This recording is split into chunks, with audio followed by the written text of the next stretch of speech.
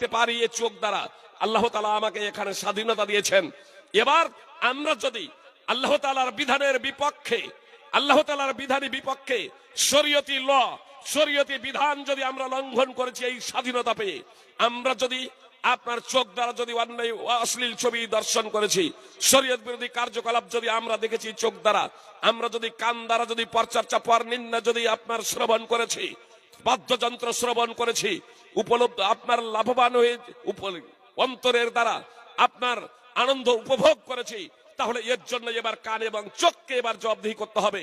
চোখ দ্বারা তুমি শুনেছো কি, আর কান দ্বারা, চোখ দ্বারা তুমি দেখেছো কি, আর কান দ্বারা তুমি শুনেছো কি, এটা এবার আমাকে আপনাকে জবাবদিহি করতে হবে কাল কিয়ামতের মাঠে। সুপ্রিয় ভক্তবৃন্দ ও ভগিনীগণ, আল্লাহ আমাকে ইবাদতের জন্য সৃষ্টি করেছেন।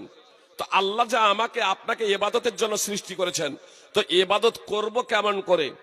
না জেনেই আমি আপনি ইবাদত করতে পেরে নেব, না জেনেই আমি আপনি ইবাদত করতে শুরু করে দেব।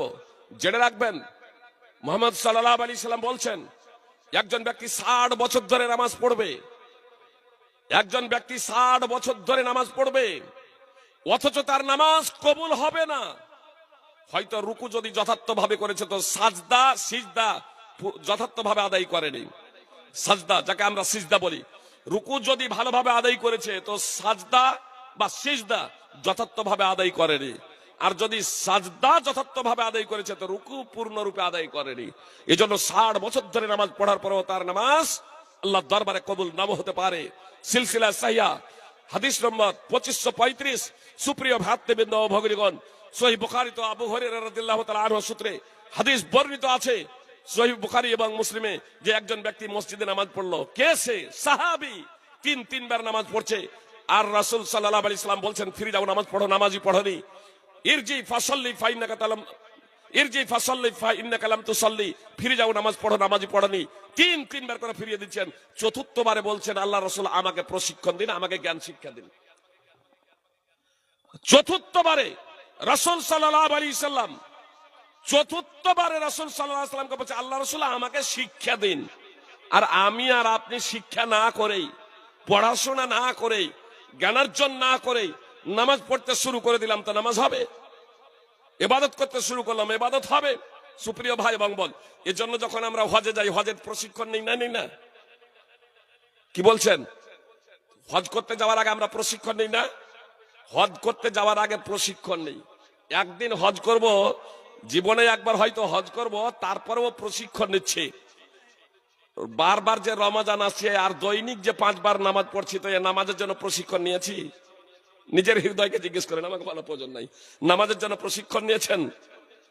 রোজার জন্য প্রশিক্ষণ নিচ্ছেন, যে রমজান আসছে একটু প্রশিক্ষণ নেই? প্রশিক্ষণ আমরা নেইনি। পরিণতি কি হয়েছে? ওই নামাজ পড়ার পরেও আপনার বিড়ি খাচ্ছে, নামাজ পড়ার পরেও জর্দা খৈনি খাচ্ছে, নামাজ পড়ার পরেও মিথ্যা কথা বলছি, রোজা রাখার পরেও মিথ্যা কথা বলছি, শরীয়ত বিরোধী কার্যকলাপ করছে। তার কারণ আমি যে ওই যে নামাজের যে প্রশিক্ষণ নেইনি, আমি যে রোজার যে ট্রেনিং নেইনি, হজের যেমন ট্রেনিং নিয়েছি। সুপ্রিয় ভাই এবং বোন, কথা খুব মনোযোগ দিয়ে শুনবেন। হজের যেমন ট্রেনিং নিয়েছি, এগুলোর কিন্তু আমরা ট্রেনিং নেইনি। হজে আপনার 20 লক্ষ নর নারী খোলা আকাশের নিচে, খোলা আকাশের নিচে মুজদালিফার মাঠে 9 যুলহিজ্জা সূর্য অস্তমিত হয়ে যাওয়ার পরে আপনার খোলা আকাশের নিচে একই ময়দানে, একই মাঠে যুবক এবং যুবতী, ছেলে এবং মেয়ে, পুরুষ এবং মহিলা তারা রাত্রি যাপন করে। কোনো ভলেন্টিয়ার নেই, কোনো পুলিশ নেই, কোনো প্রহরী নেই।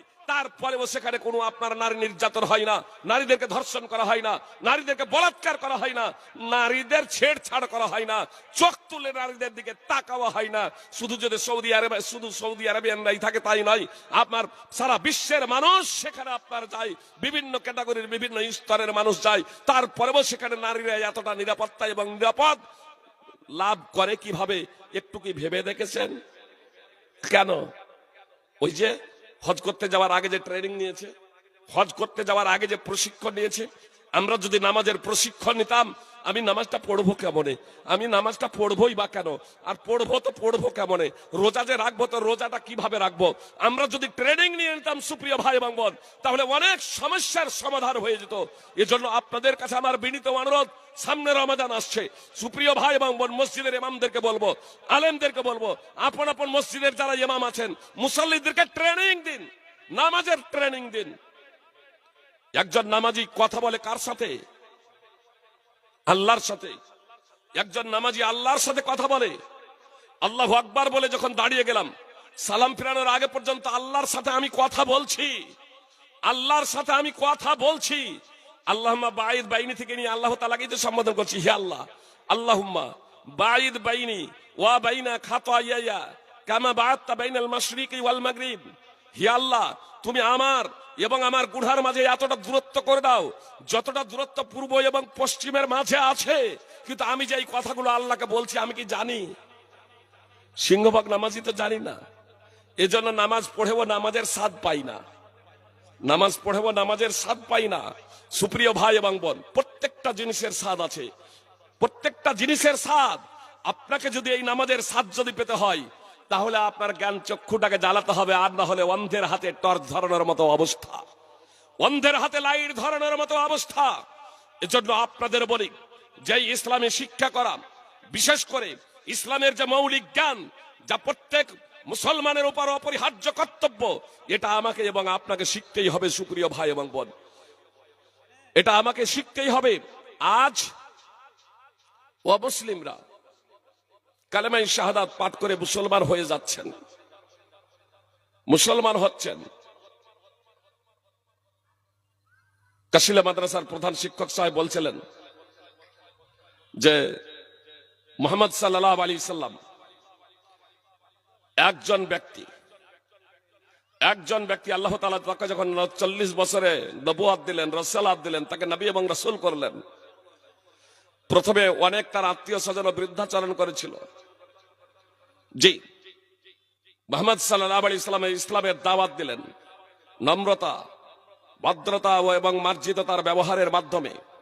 ইসলামের বাস্তবতা এবং সত্যতা দেখে আস্তে আস্তে মানুষ ইসলাম ধর্মে দীক্ষিত হলো। আর এই অল্প প্রায় 1400 বছরের মধ্যে পৃথিবীর সর্ববৃহৎ ধর্মানুসারীদের মধ্যে দ্বিতীয় স্থান অধিকার করেছে। অধুর 20-30 বছরের মধ্যে হয়তো ইসলামের অনুসারীরা 1 নম্বরে চলে আসবে, 1 নম্বরে ইনশাআল্লাহ। আপনার 1400 বছরের মধ্যে এই দ্বিতীয় নম্বরে খ্রিস্টান এখন আছে, মাথা গণনার দিক দিয়ে 1 নম্বরে খ্রিস্টান ধর্মের অনুসারীরা, তারপরে পরে রয়েছে মুসলমানদের সংখ্যা। আর যেভাবে আপনার মুসলমান হচ্ছে ইসলামের সত্যতা এবং বাস্তবতার কারণে, যারা বলে তরবারির দ্বারা ইসলাম প্রচারিত হয়েছে, তারা অন্ধকার যুগেতেই শুধু বসবাস করে না, তারা চরম মূর্খ। পৃথিবী থেকেও তারা অন্ধ হয়ে গিয়েছে, যে কারণে তারা এই মন্তব্য করে বসে। 2026-এ ব্রিটিশ সাংবাদিক রবার্ট কার্টার আপনার ইসলাম কবুল করলেন যে 2026 তো আপনার দ্বিতীয় চলছে মাস। আপনার গত জানুয়ারি মাসেই রবার্ট কার্টার ব্রিটিশ সাংবাদিক কালেমা পড়ে মুসলমান হয়ে গিয়েছেন। কে তাকে বাধ্য করলো যে তুমি মুসলমান হয়ে যাও? আপনার মার্কিন বিজ্ঞানী, শুধু সাধারণ মানুষ শুধু না, মার্কিন বিজ্ঞানী, হার্ভার্ড বিশ্ববিদ্যালয়ের অধ্যাপক, স্টেম সেল ওষুধের উদ্ভাবক কালেমায়ে শাহাদাত পাঠ করে মুসলমান হয়ে গেলেন 2024-এর মার্চ মাসে। মানে গত রমাজানের আগে মার্কিন বিজ্ঞানী হেনরি ক্লাসেন, গুগলে সার্চ করবেন বিজ্ঞানী হেনরি ক্লাসেন, আপনার সব বের হয়ে চলে আসবে।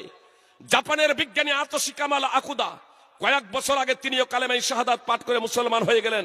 সিরিয়া গেলেন, আরবি ভাষা শিখলেন। আর আরবি ভাষায় মানব সৃষ্টির রহস্য যখন তার সামনে উন্মোচিত হলো, তিনি কোরআনের আয়াত তেলাওয়াত করলেন, ওয়ালাকাদ খলাকনাল ইনসানা মিন সালসালিম মিন হামাইম মাসনুন। কালেমায়ে শাহাদাত পাঠ করে মুসলমান হয়ে গেলেন। সূরা হিজর 15 নম্বর সূরার 26 নম্বর আয়াত। শীর্ষস্থানীয় খ্রিস্টান ধর্মযাজক আপনার যুক্তরাষ্ট্রের কালেমায়ে শাহাদাত পাঠ করে মুসলমান হয়ে গেলেন 2023-এর ফেব্রুয়ারিতে। আপনার যুক্তরাষ্ট্রের ব্রিটেনের অন্যতম ধনাঢ্যশালী ব্যক্তি আলফ্রেড উইলিয়াম বেস্ট 2022-এ কালেমায়ে শাহাদাত পাঠ করে মুসলমান হয়ে গেলেন। আমার বোনেদেরকে বলবো, আজ তুমি পশ্চিমাদের দিকে তাকাচ্ছ, সেই পশ্চিমার তথ্য সংগ্রহ করো। সেখানকার সেলিব্রিটি, অভিনেতা, অভিনেত্রী, শিক্ষিত মানুষ, ভদ্র মানুষেরা তারা কেন তাদের পূর্বের ধর্মকে ছেড়ে দিয়ে ইসলাম ধর্মে তারা দীক্ষিত হয়ে পর্দায় তারা আবৃত হচ্ছে, আর তুমি পর্দাকে গুরুত্ব দিচ্ছ না। আমিনা আসিলমি যে একজন খ্রিস্টান প্রচারিকা, ইউনিভার্সিটিতে পড়ার সময় কয়েকজন মুসলমান বন্ধু মুসলমান পড়ছিল ওই ইউনিভার্সিটিতে বলে আপনার সেই মহিলা, সেই